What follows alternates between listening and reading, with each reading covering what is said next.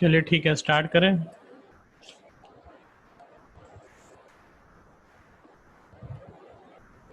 Yes sir.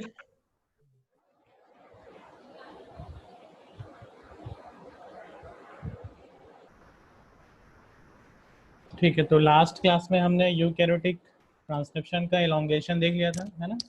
Initial elongation. आज हम पढ़ते हैं टर्मिनेशन। ठीक है, यूकैरियोटिक टर्मिनेशन। तो इसको स्टार्ट करने से पहले मैं कुछ कुछ फैक्टर्स के बारे में बता देता हूँ, है ना। ये फैक्टर्स का क्या क्या फंक्शन है उसको ध्यान रखना। यही सब फैक्टर्स जो है वो आपके टर्मिनेशन में आएंगे, है ना। तो देखो होता क्या है, सबसे पहले RNA polymerase reaches the end of the gene, ठीक है, and two protein complex carried by the CTD, मतलब ये कार्बोक्सिल टर्मिनल डोमेन। कौन कौन सा प्रोटीन आएगा? CPSF, that is called cleavage and polyadenylation specificity factor. ठीक है, ये फर्स्ट फैक्टर है। सेकंड आपका कौन सा है? CSTF, क्लीवेज स्टिमुलेटिंग फैक्टर, है ना। ये दो फैक्टर जो होते हैं वो जो है आके बाइंड करते हैं। कहाँ पर बाइंड करेंगे? Recognize a poly A signal, ठीक है। जहाँ पर आपका एमआरएनए में पॉली ए सिग्नल रहेगा उसको रिकॉग्नाइज करते हैं एंड बाइंड करते हैं, ठीक है। तो इसको याद रखना, एक पहला पॉइंट। दूसरा क्या होगा? आरएनए पॉली ए बाउंड जो है वो CPSF एंड CSTF रिक्रूट। अब इसके बाइंडिंग के बाद क्या होगा? ये दूसरे जो प्रोटीन्स है उसको रिक्रूट करेगा, ठीक है। उसके बाद ये आपका आरएनए क्लीवेज करेगा एंड उसके बाद पॉलीएडिनाइलेशन करेगा, ठीक है।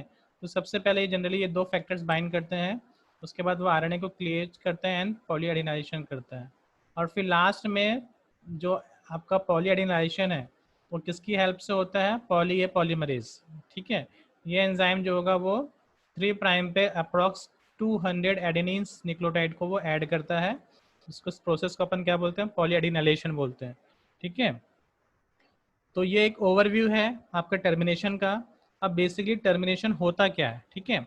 तो इसके लिए आपको इलोंगेशन का कुछ प्रोसेस स्टार्ट याद रखना पड़ेगा। जैसे मैं आपको ये डायग्राम दिखा रहा हूँ, डायग्राम दिख रहा यस सर, दिख रहा है सर। है ना। तो अभी सिर्फ इसको देखो, उसके मैं समझा रहा हूँ, उसके बाद वापस हम इस फैक्टर्स के बारे में पढ़ेंगे। तो आपको ये पता है,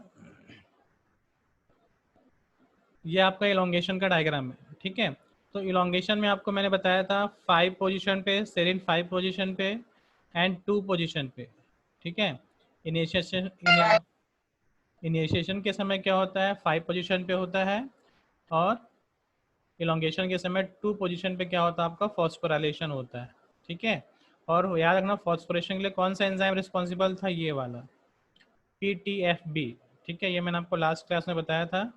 तो आपको एक ये एंजाइम याद रखना है, ये इलोंगेशन में हेल्प करता है, ठीक है। और बाकी सब जनरली इनिशिएशन कॉम्प्लेक्स है, ठीक है। ये एक EL ये आया था, है ना। अब दूसरा यहाँ पर मैंने 2 फैक्टर ऐड किया है, ठीक है। तो याद रखना जैसे इलोंगेशन होता है उसके बाद बहुत सारे फैक्टर्स आते हैं, ठीक है। और ये फैक्टर्स जो होते हैं वो आपके अलग अलग ऑर्गेनिज्म में जो है वो वेरी करते रहता है ना। मैमल्स में, ह्यूमंस में अलग होता है, ईस्ट में कुछ कुछ फैक्टर्स अलग होते हैं, बट फंक्शन जो है आपको सबका एक जैसा होता है, ठीक है। तो अभी हम इसके बारे में देखते हैं। ये एक फैक्टर है NELF DSIP, एक फैक्टर है। एक ये आपका है 7SK SNRP, ठीक है। इसके अलावा ये मैंने बताया आपको CSF एंड CSTF, ठीक है। तो ये आपका इलोंगेशन का प्रोसीजर है। अब यही जो है वो टर्मिनेशन की तरफ मूव करेगा, ठीक है। तो अब यहाँ पर फर्स्ट स्लाइड में वापस आ जाते हैं। तो आप देख सकते हैं कि आपका फैक्टर है 7SK SNRP, ठीक है। ये क्या है? आपका स्मॉल राइबोन्यूक्लियोप्रोटीन है। ये क्या करता है? इनिबिट करता है। किसको इनिबिट करेगा? है ना, PTFB फैक्टर। ये आपका कौन सा फैक्टर था? यही आपका फैक्टर है, इलोंगेशन फैक्टर था, जो कि आपका सेरिन डोमेन पे क्या कर रहा था? फॉस्फोराइलेशन कर रहा था, ठीक है। लेकिन ये जो आपका 7SNRP जो है वो आएगा और इस प्रोटीन को क्या करेगा? डीफॉस्फोराइलेशन कर देगा। समझ आ रहा है? अब डीफॉस्फोराइलेशन कर लेगा तो वो प्रोसेस जो है वो आगे नहीं बढ़ पाएगी। तो इसका क्या काम है आपको समझ आ गया? जो इलोंगेशन फैक्टर है ना, फॉस्फोराइलेशन T या बीटा जो था, बी जो था, उसको ये डीफॉस्फोराइलेशन कर देता है, ठीक है। नेक्स्ट एक आपका फैक्टर है NELF। ये आपका क्या है, निगेटिव इलोंगेशन फैक्टर है, इसका नाम ही वही है, निगेटिव इलोंगेशन फैक्टर। ये क्या करेगा, निगेटिव रेगुलेशन करेगा ऑफ ट्रांसक्रिप्शन को, ठीक है। और किसको बाइंड करेगा, डीएसआईपी। डीएसआईपी क्या है, एक डीआरबी सेंसिटिव इंड्यूसिंग फैक्टर है, ठीक है। तो इलोंगेशन के समय एक ये भी फैक्टर आता है डीएसआईपी, ये इंड्यूस करता है इलोंगेशन को, ठीक है। लेकिन एनईएलएफ क्या करता है, इसी को बाइंड करता है। और एनईएलएफ क्या है, एक निगेटिव इलोंगेशन फैक्टर है। मतलब एनईएलएफ जब डीएसआईपी को बाइंड करेगा तो ये इसको मूवमेंट को जो है वो स्टॉप कर देगा, समझ आ रहा है। तो एनईएलएफ जो है वो डीएसआईपी को बाइंड करेगा और जो है वो ट्रांसक्रिप्शन के प्रोसेस को स्टॉप करेगा, ठीक है। ये 3 फैक्टर क्लियर हुआ। नेक्स्ट आपका है, ये हमने जो अभी पढ़ा था CPSF, यही 2 फैक्टर जो है बहुत इंपॉर्टेंट है जो कि आपका टर्मिनेशन क्लियर कराएगा। तो CPSF का हमने फुल फॉर्म देख लिया था, cleavage and polyadenylation specificity factor, ठीक है। ये क्या करता है, बाइंड करता है mRNA को एट स्पेसिफिक साइट। कौन सी साइट पे, ये एडेनिन यूरेसिल वाला जो साइट है आपका, इस पे बाइंड करता है। कौन बाइंड करता है, CPSF, ठीक है। अब इसके भी 2 फैक्टर्स होते हैं, 2 सब यूनिट होते हैं। एक आपका कहलाता है CPSF 75 और एक आपका है CPSF 160, ठीक है। तो 75 का क्या फंक्शन है, ये इसमें हाइड्रोलेज एक्टिविटी होता है ना, दिख रहा है हाइड्रोलेज एक्टिविटी। तो हाइड्रोलेज क्या करेगा, क्लीव करेगा mRNA को जस्ट डाउनस्ट्रीम ऑफ सिग्नल, ठीक है। अभी डायग्राम में हम देखेंगे। तो CPSF 75 क्या करता है, mRNA को क्लीव करता है जहां पर इसको सिग्नल मिलेगा, ठीक है। कौन सा सिग्नल, ये वाला एडेनिन वाला सिग्नल, ठीक है। एक और सब यूनिट होता है, इसको अपन बोलते हैं CPSF 160। ये कहाँ पर बाइंड करेगा, इसी सिग्नल पे, पॉली एडिनाइलेशन सिग्नल को बाइंड करेगा, समझ आ रहा है।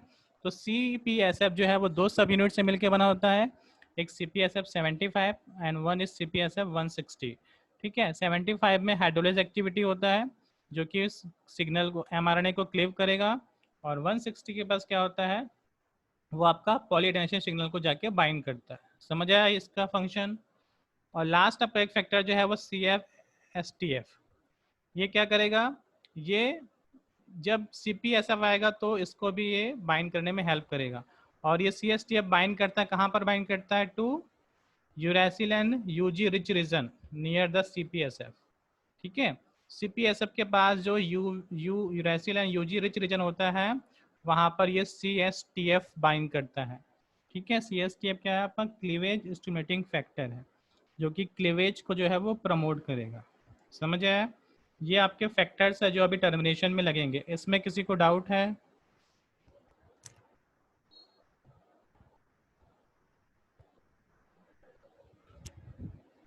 फैक्टर्स क्लियर हुआ। सर ये CSTF का एक बार और बताइए ना। CSTF क्या है, इसका पहले सबसे पहले फुल फॉर्म देख लो, सब नाम से क्लियर है, क्लीवेज स्टिमुलेटिंग फैक्टर, ठीक है।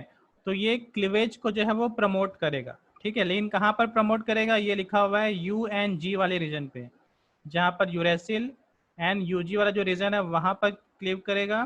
और ये सीक्वेंस कहाँ पर होगा, CPSF के पास होगा, ठीक है। अभी आगे मैं आपको एक डायग्राम बताऊंगा, उसमें और क्लियर हो जाएगा। CPSF किससे बाइंड करता है, ये एडेनिन वाले सिग्नल से, पॉली एडिनाइलेशन सिग्नल से। तो इसी के आगे जो होगा आपका UNG वाला सीक्वेंस होगा, ठीक है। और यहीं पर आपका जो है वो CSTF बाइंड करता है, समझ आया। Yes sir. ठीक है, आगे बढ़ो। Yes sir. अब यहाँ पर एक कुछ आपका थ्योरेटिकल है।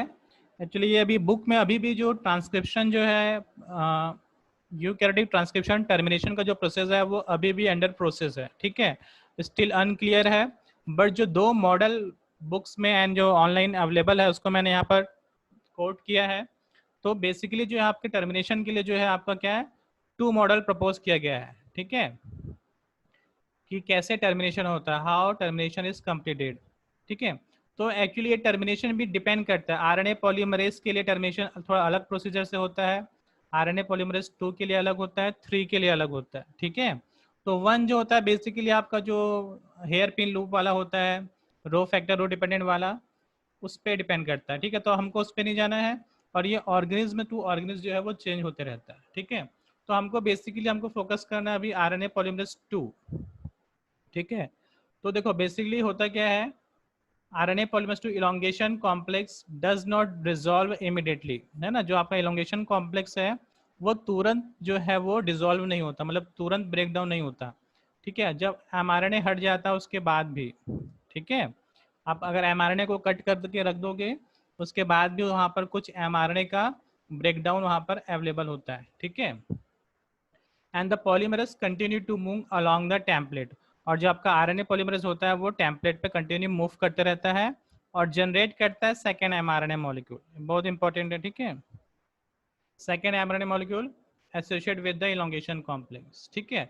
तो ये लाइन ये कह रहा है कि जब आपका एमआरएनए क्लीव हो जाएगा, ठीक है, ब्रेक हो जाएगा, वो अलग हो जाएगा, उसके बाद भी सेकेंड एमआरएनए मॉलिक्यूल वहाँ पर बचा रहता है, ठीक है, जिसको आरएनए पॉलीमरेज क्या करता है, इलोंगेशन करता रहता है, ठीक है।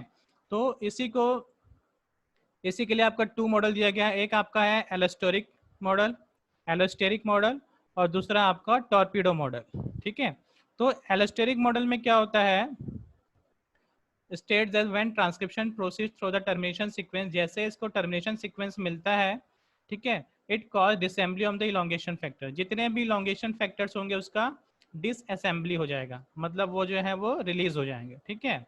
और N assembly of termination factor, और जो टर्मिनेशन फैक्टर है वो वहाँ पर आना स्टार्ट कर देंगे, ठीक है। That cause conformation change of the elongation complex, है ना। तो एलोस्टेरिक मॉडल क्या कहता है कि जैसे ही आपका ट्रांसक्रिप्शन प्रोसीड होगा और जब वो टर्मिनेशन सीक्वेंस के पास आ जाएगा तो वहाँ पर इलोंगेशन फैक्टर्स जो है वो डिसोशिएट हो जाएंगे, मतलब रिलीज हो जाएंगे, और जो टर्मिनेशन फैक्टर्स है जिनको टर्मिनेशन करवाना है वो वहाँ पर आके बाइंड कर जाएंगे और कंफर्मेशन चेंज होगा, मतलब वहाँ पर का स्ट्रक्चर चेंज होगा और आपका इलोंगेशन कॉम्प्लेक्स जो है वो हट जाएगा। ये पहला कौन कह रहा है, ये एलोस्टेरिक मॉडल में, ठीक है। नेक्स्ट आपका है टॉर्पीडो मॉडल। टॉर्पीडो मॉडल में क्या है, ये बताता है कि एक मॉलिक्यूल्स है जिसको अपन बोलते हैं XRN2, ठीक है। ये एक प्रोटीन है जिसका नेचर क्या है, ये आपका एक एक्सोन्यूक्लियस है, ठीक है। 5 प्राइम टू 3 प्राइम एक्सोन्यूक्लियस, ठीक है, जो डिग्रेड करता है सेकेंड एमआरएनए, समझ आ रहा है। अभी जो हमने सेकेंड एमआरएनए की बात करी, मतलब जो आपका एमआरएनए कट होने के बाद भी वहाँ कुछ टुकड़ा बचा रहता है, उसको डिग्रेड करने का काम जो है वो कौन करता है, ये XNRNA2 एक्सोन्यूक्लियस, जो कि 5 to 3 डिग्रेड करता है, ठीक है, जैसे जैसे आपका इलोंगेशन कॉम्प्लेक्स बढ़ता जाता है। And polymerase is released and as the highly processive exonuclease take place, ठीक है। इसके बाद क्या होता है आपका, जैसे ही वहाँ से एमआरएनए डिग्रेड हो जाएगा ये पॉलीमरेज जो है वो रिलीज हो जाएगा, है ना। तो ये 2 मॉडल है, ये दो मॉडल में किसी को कुछ डाउट है?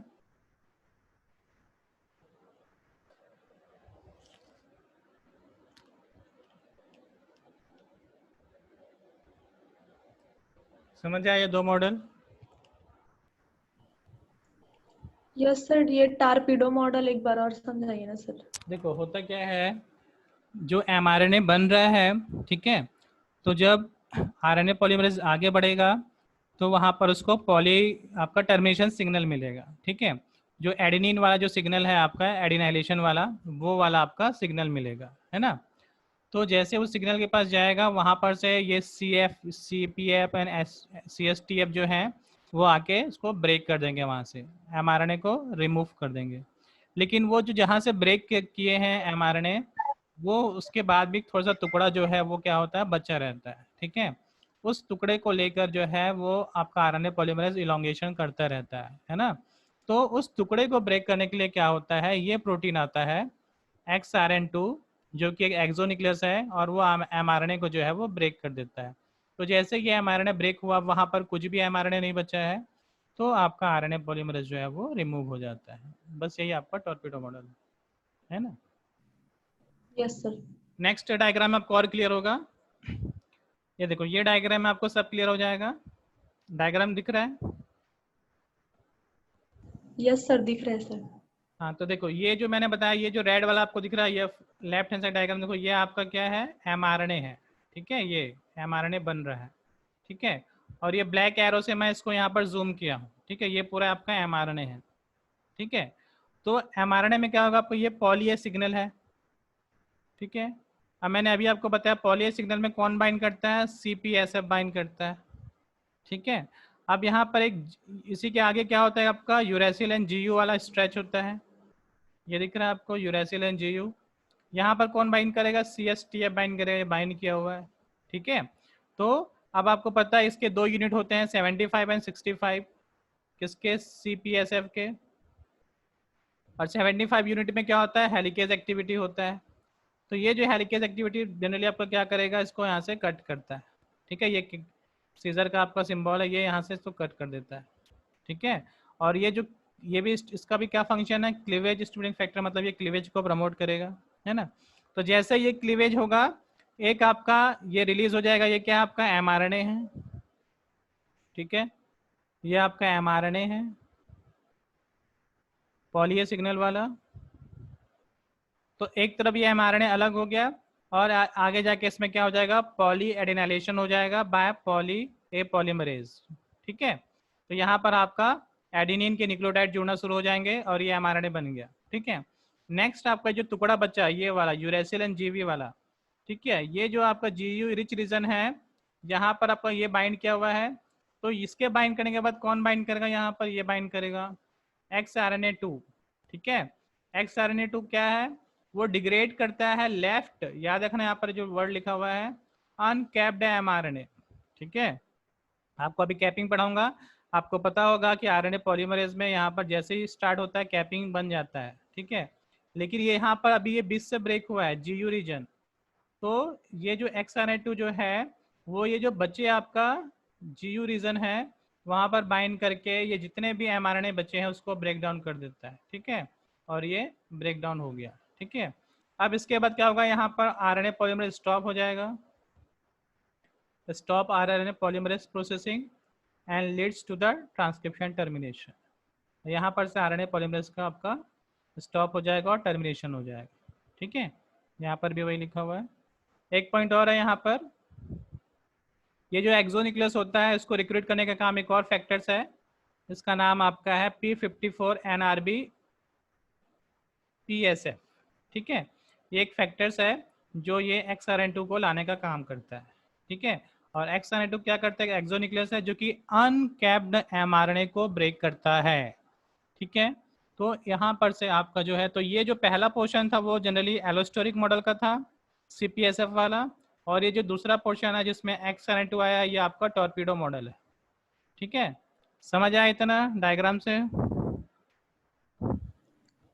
Yes sir. सर एक चीज पूछना था हाँ। सर, जो ये पॉलीमरेज जो एंजाइम रहता है ना सर, हम्म। ये टेम्पलेट इंडिपेंडेंट एंजाइम रहता है, तो फिर ये मतलब कैसे टाइप का बनता होगा सर? हाँ, ये एक्चुअली सीधा जो आपका एडेनिन mRNA के जो 3 प्राइम पे है ना, वहां पर इसको OH ग्रुप प्रोवाइड होता है और वहां से फिर ये जोड़ना शुरू करता है। ठीक है, इसका नाम ही वही है, ये एंजाइम जो है वो एडेनिन के स्ट्रेच को जोड़ता है, अप्रोक्स 200 एडेनिन को ऐड करता है 3 प्राइम पे। तो 3 प्राइम पे इसको देखो, यहाँ पर जो कट हुआ है ना, कट होने के बाद ना यहाँ पर OH ग्रुप रहता है। ठीक है, अभी हम इसको मॉडिफिकेशन में ना इसको पूरा डिटेल में पढ़ेंगे कैसे जोड़ता है ये। ठीक है, इसका पूरा मैकेनिज्म आएगा। इसके बाद हमको कैपिंग पढ़ना है और ये पॉलीडेनाइलेशन पढ़ना है, तो वहाँ ये और क्लियर हो जाएगा। तो यहाँ पर OH ग्रुप जो जनरेट होगा ना, वो OH ग्रुप के बाद जो है वो क्या करेगा, एडेनिन को जोड़ना शुरू कर देगा कंटिन्यू। ठीक है, ये एंजाइम, तो इसलिए इसका नाम ही वही है पॉली ए पॉलीमरेज, मतलब बहुत सारे ये एडेनिन को ऐड करेगा। समझ आया? Yes sir. इसको और डिटेल अभी देखेंगे, अभी तो बस हम ये पढ़ रहे हैं, मॉडिफिकेशन जब हम पढ़ेंगे ना इसके बाद वही पढ़ना हमको, उसमें हम कैपिंग का डिटेल पढ़ेंगे, पॉलीडेनाइलेशन पढ़ेंगे, स्प्लाइसिंग पढ़ेंगे, तो उससे और क्लियर हो जाएगा। इस डायग्राम में किसी को डाउट है पूछो। नो सर, नो, कोई डाउट नहीं है सर।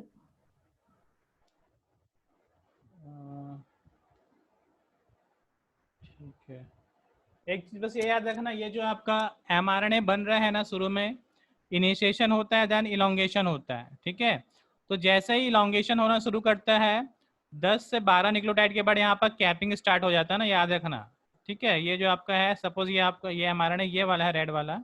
ठीक है, ये जो आपका mRNA दिख रहा है यहाँ पर मैं हाईलाइट कर रहा हूँ, यहाँ पर आपका जैसे mRNA बन गया वो उसका कैपिंग होना शुरू हो जाता है प्रोसेस के दौरान ही, याद रखना। ठीक है, जिस समय इलोंगेशन चलता रहता है और mRNA जो है वो बनता रहता है, उसी समय जो 5' पे mRNA बन चुके हैं उस पर कैपिंग प्रोसेस स्टार्ट हो जाता है। ठीक है, कैपिंग में क्या होता है, बस 5 पोजीशन पे जो है वो 7 मेथिल ग्वानिन जो है वो ऐड हो जाता है।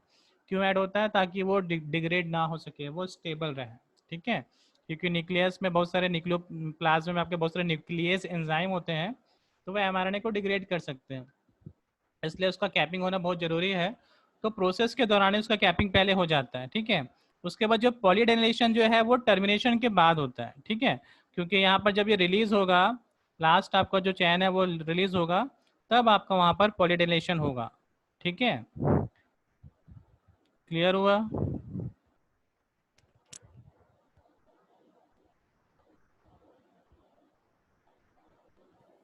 यस सर, क्लियर है सर। है ना? तो एक्चुअली ये बुक में भी दिया नहीं है, बहुत सारी बुक में है नहीं, मैंने भी सर्च कर करके बनाया है। ठीक है, कार में बस थोड़ा सा बताया है। ठीक है, क्योंकि ये अभी भी स्टिल अनक्लियर है, लेकिन अभी तक जो मॉडल है उसके हिसाब से ये दो जो है वो है। ठीक है, allosteric model and torpedo model. तो अगर आपको पूछेगा तो ये दो इंपॉर्टेंट पूछेंगे बस, कि टर्मिनेशन में कौन कौन से फैक्टर आते हैं, तो ये दो बहुत इंपॉर्टेंट है, CPSF एंड CSTF। ठीक है, और एक आपका ये XRN2। ठीक है, तो ये 3-4 फैक्टर आपको याद रखना है। ठीक है,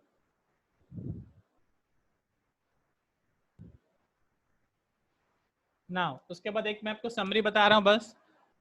ये स्लाइड दिख रहा है आपको, एक्सॉन इंट्रॉन वाला? Yes sir. है ना? तो देखो, अब ये फाइनली हमने जो स्टार्ट किया था ये DNA। ठीक है, जहाँ पर आपका एक्सॉन भी होता है और इंट्रॉन भी होता है, अलग अलग कलर में दिया है। तो आपको पता है ये आपका कोडिंग रीजन है। ठीक है, ये आपका कोडिंग वाला रीजन है।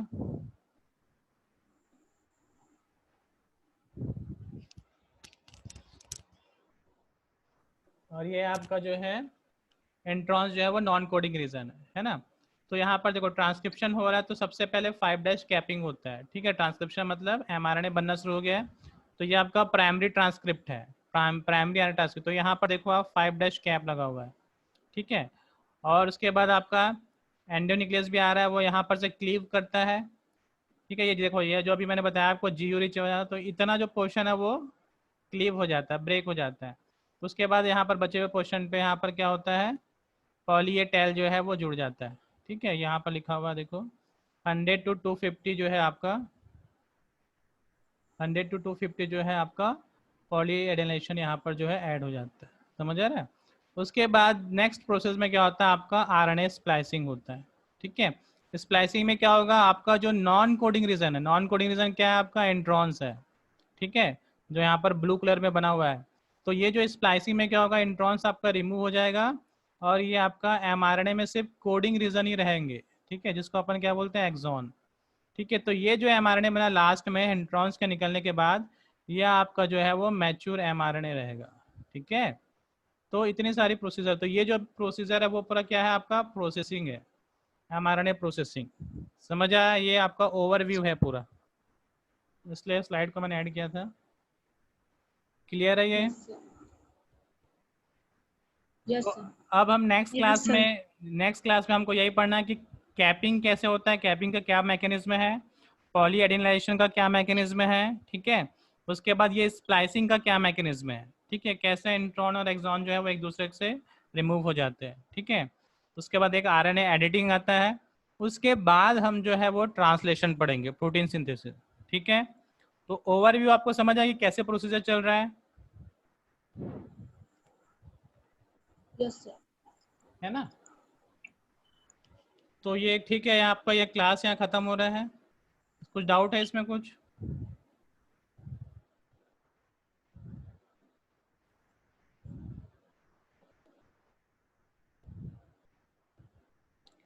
हाँ, कुछ डाउट है इसमें पूछ लो, फिर इसके बाद मैं आपको DNA लाइगेज का एक छोटा सा क्लास और ले लूँगा 10 मिनट का, उसमें DNA लाइगेज का आपको मैकेनिज्म में बता दूंगा। ठीक है, तो इसमें कुछ डाउट हो तो पूछ लो, फिर मैं इसको ऑफ करके उसको लगा रहा हूँ।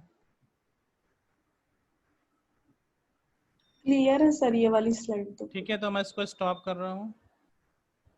Yes sir.